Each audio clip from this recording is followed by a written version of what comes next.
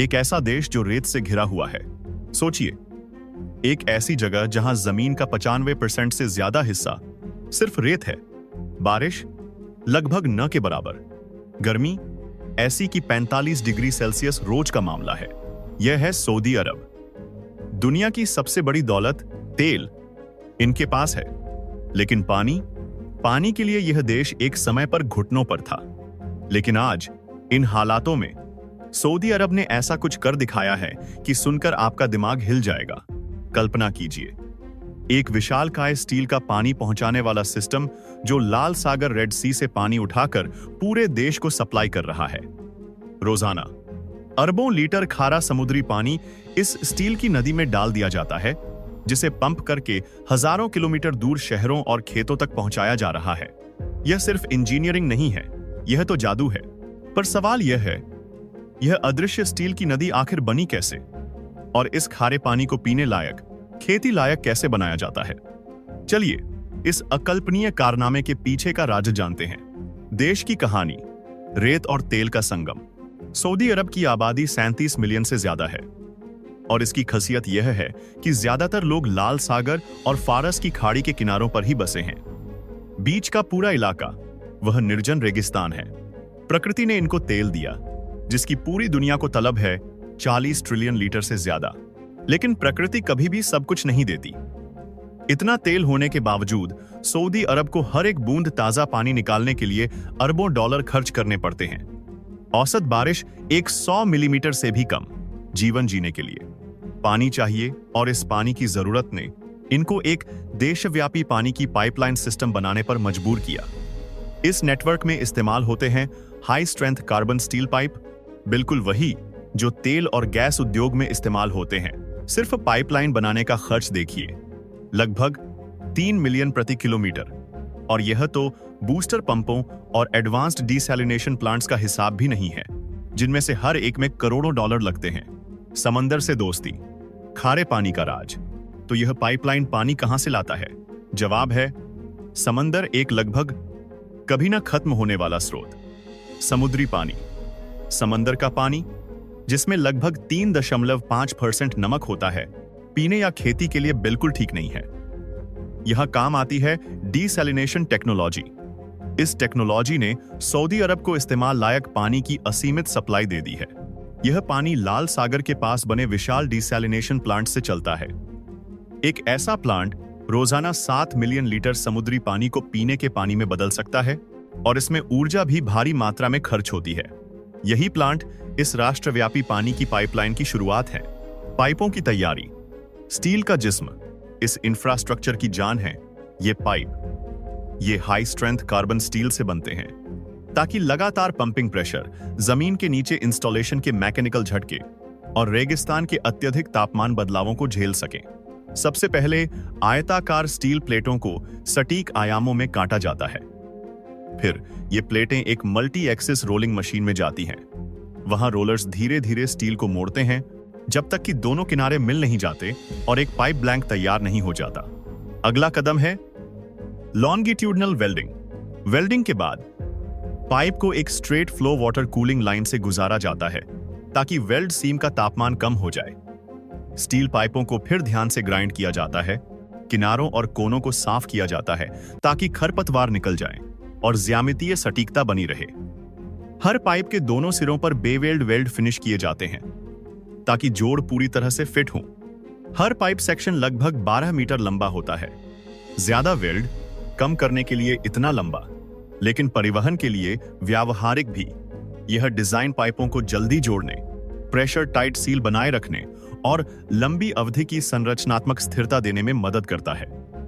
तैयार पाइपों को बाहरी भंडारण यार्ड में रखा जाता है, चिह्नित किया जाता है और फिर विशेष परिवहन वाहनों पर लादकर सैकड़ों किलोमीटर दूर निर्माण स्थल तक पहुंचाया जाता है। साइट पर इंस्टॉलेशन, रेत पर लंबा सफर।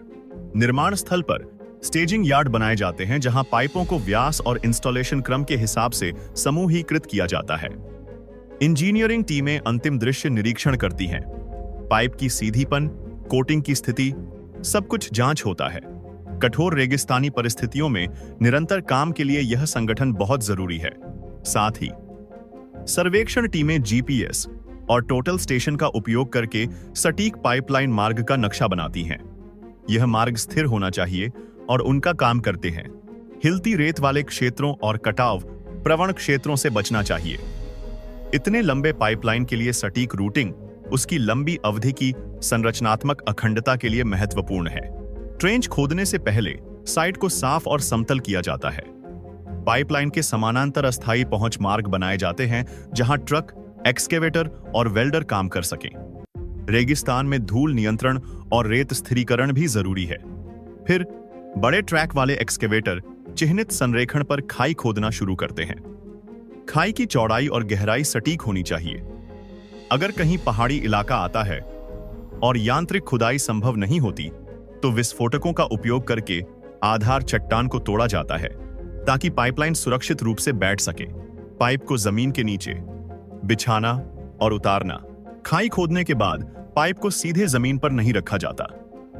नीचे बिछाने की परत बनाई जाती है, आमतौर पर महीन रेत या जालीदार मिट्टी की, ताकि भार समान रूप से वितरित हो और पाइप पर तनाव कम पड़े।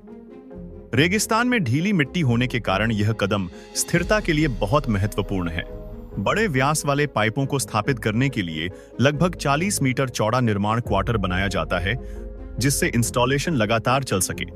दिन में लगभग 1.5 किमी 18 मीटर लंबे पाइप सेक्शन को जोड़ने के लिए हाइड्रोलिक इंटरनल लाइनअप क्लैंप का उपयोग किया जाता है, जो दोनों पाइपों को पूरी तरह से संकेंद्रित संरेखण में रखता है। रूट पास के लिए स्वचालित वेल्डिंग ऑपरेशन चलता है, जिसमें 80 लोग और कई मशीनें हों, तो दिन में 150 वेल्ड तक हो जाते हैं। हर वेल्ड को स्वचालित अल्ट्रासोनिक निरीक्षण से जांचा जाता है।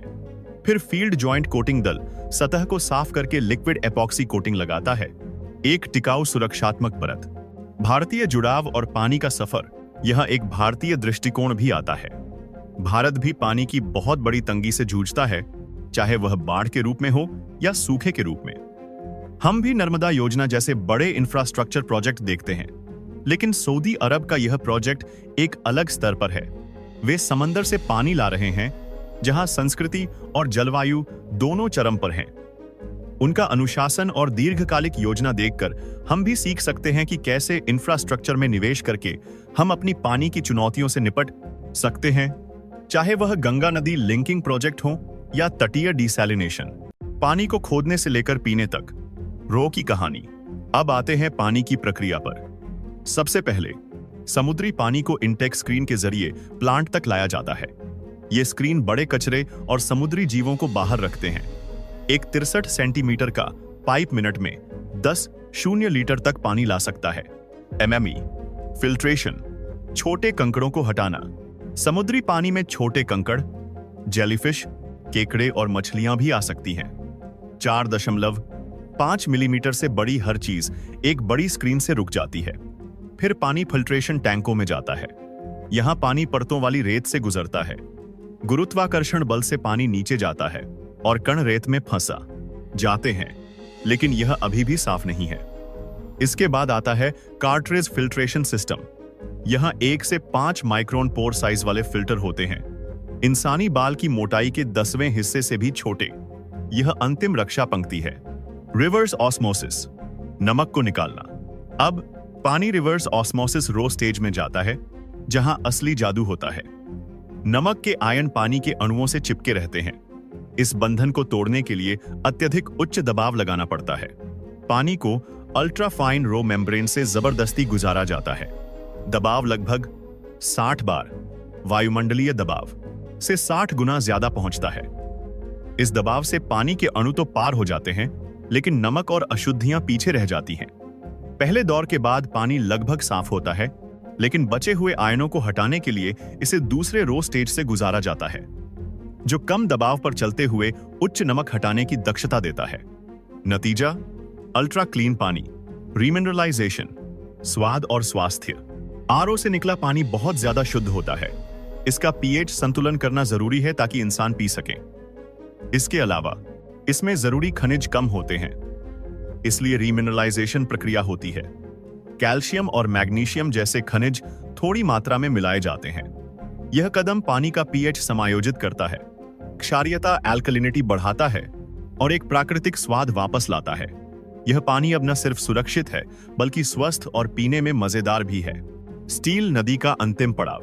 और फिर यह डिसैलिनेटेड पानी आधुनिक पाइपलाइन नेटवर्क के जरिए सऊदी अरब के आवासीय क्षेत्रों तक पहुंचता है।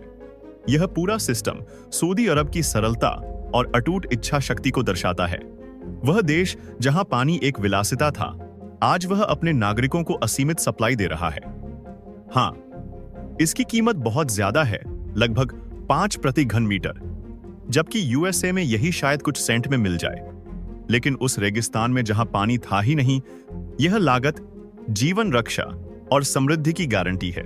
तो यह थी सऊदी अरब की अदृश्य स्टील की नदी की कहानी, जहां इंजीनियरिंग ने रेत को भी पानी से भर दिया। अगले वीडियो में और भी दिलचस्प तकनीक देखते हैं।